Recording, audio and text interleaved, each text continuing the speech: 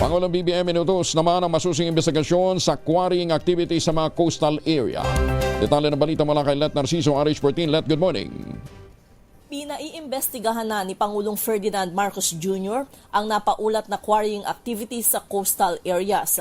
Kasunod ito ng pahayag ng National Intelligence Coordinating Agency na maaaring mismong mga buhangin na galing sa mga baybayin ng bansa ang ginagamit na panambak sa reclamation project sa West Philippine Sea. Ayon kay Palace Press Officer Claire Castro, agad iniutos ng Pangulo ang masusing investigasyon nang matanggap ang impormasyon patungkol dito. Sabi ni Castro, sa ngayon ay ongoing ang pagsisiyasat at dedepende sa magiging resulta ang susunod na direktiba ni Pangulong Marcos. Tiniyak ng palasyo na pananagutin kung mayroong dapat managot dito. Sa pagdinig sa Senado, kinumpirma ng NICA na sinusubaybayan ng mga otoridad ang mga aktibidad ng China sa iba't ibang rehiyon sa Pilipinas, kabilang ang dredging. Ito si Let Narciso para sa DZRH, una sa Pilipinas, una sa Pilipinas. Maraming salamat, Let.